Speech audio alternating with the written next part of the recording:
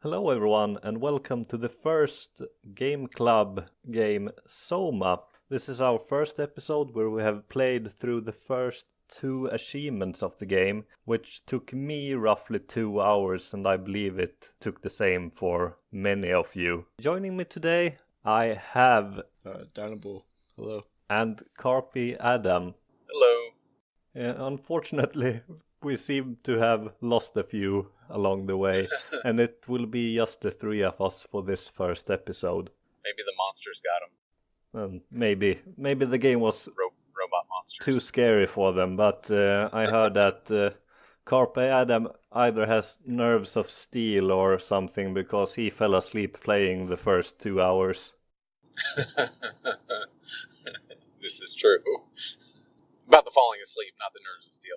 Soma is a psychological horror game, but I find the horror aspects are rather toned down in game. There are plenty of horrifying things going on, but while you're playing it, you are rarely in danger. But it might feel different. Yeah, I played on easy mode, which kind of helped take some of that away, but I still found myself peeking around corners when I heard noises just because I wasn't sure what would happen, even though I knew I couldn't die. But it was more psychological than anything, I think. Like trying to figure out what in the world is going on. Personally, I feel like the sound design is really well done. Because I'm playing on safe mode too, because I heard a lot of people saying like the puzzles were annoying if you had the monster on or whatever. But the sound design is still creeping me out. Like, even though I know I can't die, like, it still puts me on edge, like, with the soundscape or whatever. Yeah, when those robot monsters start screaming and breaking things, it's like, okay, what just happened? So it's still a little unnerving. Yeah, this is my second time through the game, and when I started playing it, I did so with some dangerous monsters, but right now, while I'm replaying it for the discussion, I'm playing in safe mode as well, taking my time picking up all the story bits without having to worry about the monsters. He doesn't seem to pop up much, though. I think so far he's only popped up twice, if I'm remembering correctly. The monsters are unique. I don't think they repeat. They might be the same monster that shows up multiple times, but all the monsters will be different every time you encounter them. Yeah, I remember there was one before going up the stairs to get to the area where you could call the lady that's somewhere else. Oh, right before you go underwater? Yeah, before you go underwater. And there's one that kind of tries to come after you, and I still ran away from it, and kind of just because I didn't know what would happen. I knew I couldn't die, and then there's the one in the water as well. I'm assuming if you're not in safe mode, that can probably hurt you also. The one that's asking for, I don't even remember what it wanted. It's like it's on drugs. Before you turn the power off, and there's the guy sitting there. You talking about that? Well, no. There's one actually when you're underwater and you're going around to find the transport to get to, I think Lambda. Is that where you're going? Is Lambda? Yes, I believe it is asking for pain. I don't think I ran into him. Yeah, there's one that's just swimming around in the water. You had to have to get to the, I would think. I think you can run by it without. I don't think I ran into him. Really? Wow. But yeah, it's a pretty big space. Yeah. I got lost because it all looked the same. So I went past him multiple times. Yeah, we will discuss that later, but let's take this back to the beginning. The game starts out with a dream sequence. The protagonist Simon, who lives in Toronto and recently had a car accident where he got seriously injured and his girlfriend got killed. In the car crash, he hurt his head rather bad, and it starts to bleed frequently, and they don't expect him to last much longer. Since he doesn't have much longer to live, he agrees to help out a researcher trying out a new experimental treatment. That's when the game begins, him getting a call from the researcher asking him if he is ready to come in for a treatment. So when the game begins, you are in your apartment, which is a safe space where you can learn the basic movements and how the game works. How did your apartment look after you left it? I threw everything. Anything you could pick up, I just threw it. I threw a couple of things, and I tried to open everything, every cabinet, every drawer, the refrigerator. For one, I was trying to figure out where the radioactive liquid I was supposed to drink was. It took me forever to find it, but I went in the bathroom. I tried to turn on the shower, but didn't have time to take a shower. But I didn't make too much of a mess. Yeah, I completely wrecked the apartment both times I played it. It's rather fun to interact with the items in this game, as you can pick them up and move them around and throw them. And if you open drawers, it's not digital that it's open closed. You have to actually drag it open, so you can leave it halfway open and things like that. Yeah, some of those controls for like opening the cabinets and the doors could get a little bit difficult. Yeah, it works a little. I haven't played SOMA on PC, but I'm pretty sure it's the same developer that made Amnesia.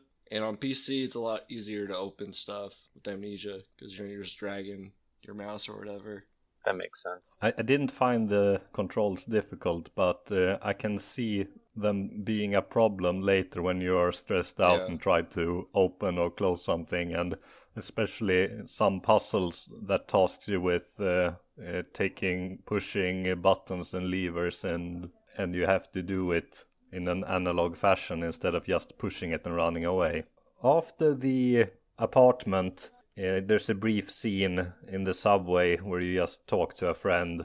And I don't think there's anything important to say about that, so we'll skip ahead to the doctor's office or the reception area. Well, the one thing at the very beginning, because you were talking about the car accident, I don't remember exactly what he says, but there's something that he says that I thought was kind of interesting, because it sounds like he's alluding, like, for one, that the dream, this isn't the first time he's had the dream having the car accident, but it sounds like he's trying to stop it from happening. Because one of the comments he made was like, I wish I'd gone back and listened to that part again so I would know the exact quote. Because I thought he said something kind of like, every time it ends the same way. It's almost like he was trying to stop the accident from happening and stop his girlfriend from dying. Yeah, he does say that, and I do not intend to spoil if that's important or not. It does mean something. I figured it was. I figured it was important, but that's the only bit of that information I've heard yet. So we will see later. Okay. When you arrive at the doctor's office or the reception, there is no one there, and the doctors seem very sketchy. Yeah. And there's a puzzle for getting into the... That puzzle's weird to me, because it's like, this guy goes to the doctor and he's just like fucking with stuff, like off the bat. It's like, you went for an appointment and you just went behind the desk and started messing with stuff. I don't know. Yeah, that part was funny to me. Yeah, it was weird because there was no one there and the place looked like, it looked like it wasn't right. It wasn't because finished. Of just how everything was, So, my first thought was, maybe something bad had happened already. So I just start looking around and find the code to get in the door. Yeah, and then you get in the door and you see a big computer to the right with a massive syringe just lying there on the keyboard. Yeah. Well, it turns out that it's a lot more innocent than it seems at first, especially as you probably expect it to be something horrifying, since this is labeled as a horror game, but the opening is actually not.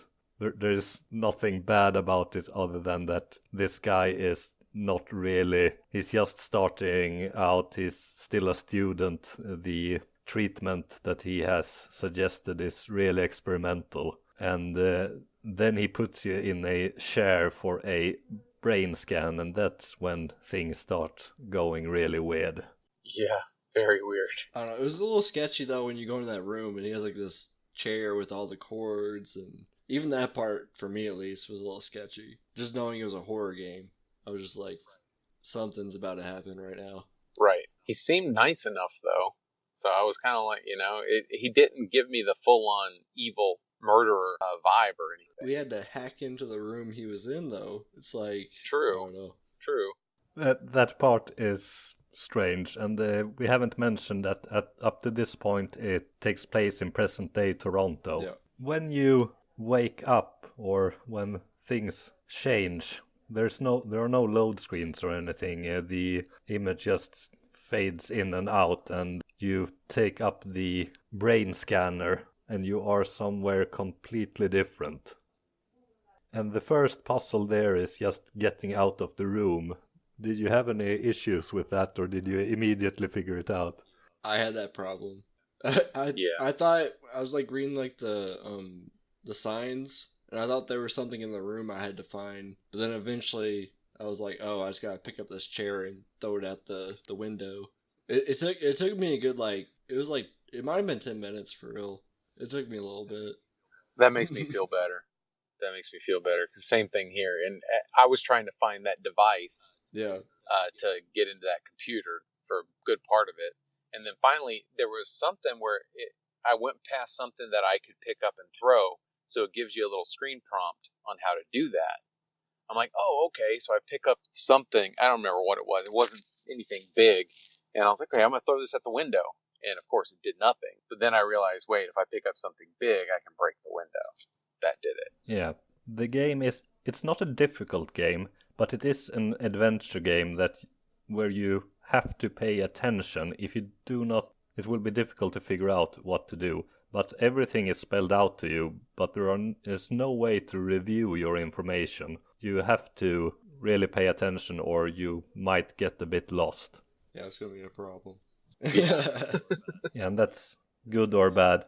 I've picked places to stop where it shouldn't be an issue, where you shouldn't have to be right in the middle of something and you've forgotten what you're supposed to do, but we will see if that works out or not. We will see. And the puzzles are logical, but they can be a bit difficult to figure out. And usually it's just, oh, there's some kind of disk here that I'm supposed to insert into this device so that I can open the door over here. And that's not a problem in the beginning. Well, you did have problems smashing the window, and I think I had to for a few minutes before I figured out that I could throw the fire extinguisher at it. But since that's such a small area, you can really try a lot of things out. Well, you soon figure out that you are underwater on a station called Pathos 2, which is divided in multiple sections spread out across the sea floor. There are no humans around, at least not close by, but you run by a lot of notes and paper clippings and audio logs that you can listen to. And there is also a mechanic where you can listen to the final bits of audio that corpses and robots heard before they went down. Well, you soon figure out that it's the year 2103, but you have no idea how you got to where you are. But you do make contact with another person called Catherine, and the rest of the sections that we played, you try to find her.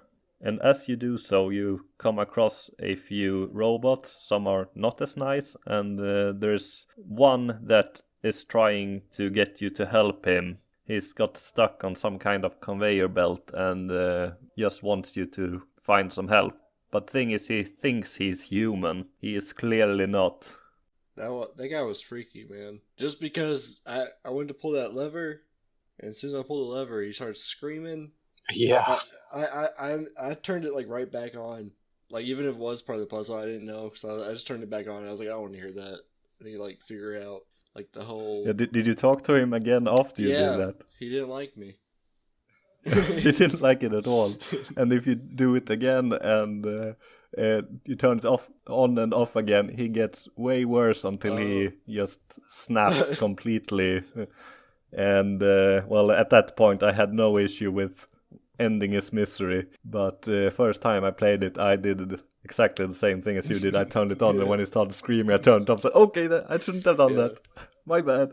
I must have left it on too long because I turned it on And I was like, wait, this has to be part of the puzzle. So I start looking around and stuff, and screaming and screaming. I was like, man, maybe I should turn it off. And I go back and turn it off, and it was just dead. Oh. It didn't talk anymore. So then I turned it back on and figured out the rest of the puzzle. But I'm a horrible person, I guess. After or before you talk to him, you can actually find this human corpse a few rooms away from the actual robot. Yeah, the one that you like interact with, and was it? You see the ID, and you can like put the code in on the computer.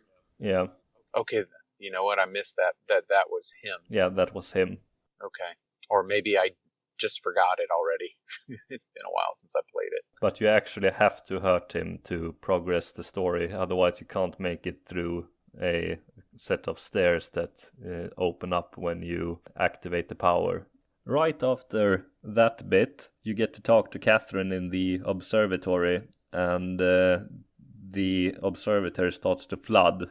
So what were your thoughts at that moment? Like after it flooded? Or right when it flooded, were you looking for some way to stop it or to... I was definitely looking for some way to stop it. I thought I'd screwed up. Yeah. Because when I went up in there, I shut the stairs behind me just to make sure no other monster robot thing came up there and messed with me while I was trying to figure out what was going on. So when that water started flooding, I was like, oh crap, my only way out of there, it won't let me open it back up. Yeah, because but then I quickly... Didn't the lever like pop off? Something like that. Like when I went to try and do it, it wouldn't work. But I, quickly realized that wasn't the way I had to go to get out of there. That just things were going to change. Now I can breathe underwater, or not have to breathe. Obviously, something is not quite right, and at this point, I'm guessing you have already figured out that particular twist. I'm guessing he's a robot. Yeah, which is what? Well, which is fairly obvious if that is the case.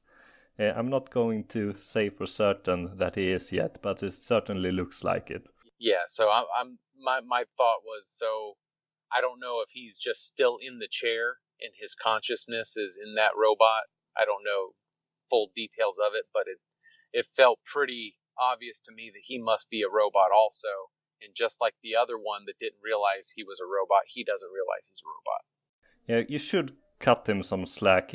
There's some pretty traumatic events unfolding ahead of him, and he does have severe brain damage, but Simon seems a bit dumb, to be honest.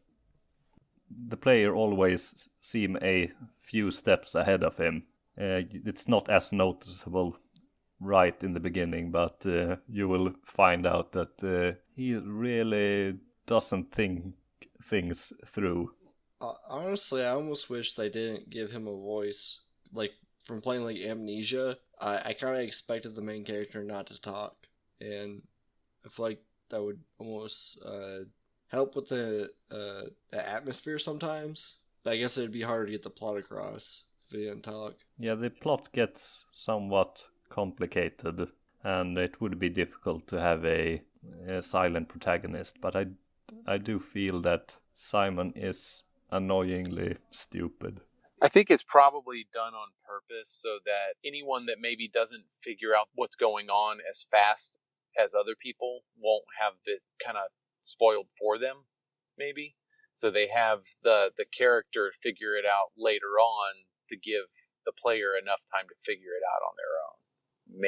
Maybe. I know, since I've already played it, I know that there are a lot of things going on, and it's not a big problem in the grand scheme of things, but it's just one nitpick I have against the game.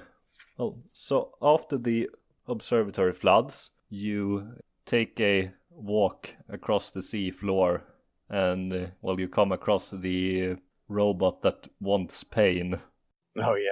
But one of you missed it, and then you reach the shuttle to Lambda. But before you can board it, you need to reroute power, and then you come across the first human you meet in the game. Well, if you can call her that.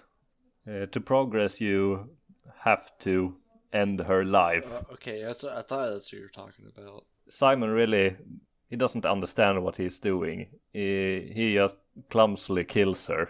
Yeah, I felt really bad in that part because I knew that I was gonna have to do that to be able to do the next thing I needed to do, but I could tell I was probably killing her at that moment. I kept thinking it might have been an optional thing. I was like, do I have to unplug this? Like, maybe there's something I missed. So I didn't want to do it at first. There are optional small things that do not actually affect much, but you do get to see something. But in this case, I'm rather sure that you have to kill her. Okay. Yeah, because that's the only way to reroute the power. Yeah, but that's one spot where Simon is, oh, wait, I didn't mean to do that. But, well, of course you did. That's why you did it. You wanted to reroute the power. After that, you go to the shuttle, and there is some very interesting information in there. I don't know if you looked around and read the notes in there. I did, but I didn't. I probably should have taken some notes now that I think about it, so that I would be able to remember. Yeah, I read some of the notes, but I can't remember much about them. They write about an impact event that should have happened 3 months ago. And you don't know how bad it is, but it sounds like the surface has been hit by a giant asteroid. So things might not be very nice at the surface at the moment. You are then introduced to the WoW, which is the black stuff that is infesting the station and keeping everything organic alive, even though it probably shouldn't. And it also tells you about the underwater station, what its purpose is, and about the space gun and other research they have going on at the underwater station. Now, I really liked the crash. I did not see it coming. Probably should have. Oh, I didn't either. I was kind of just like, I'm gonna walk. Yeah. I was like, man, I hope we're not that far away. Yeah. There's an important lesson the game teaches you there.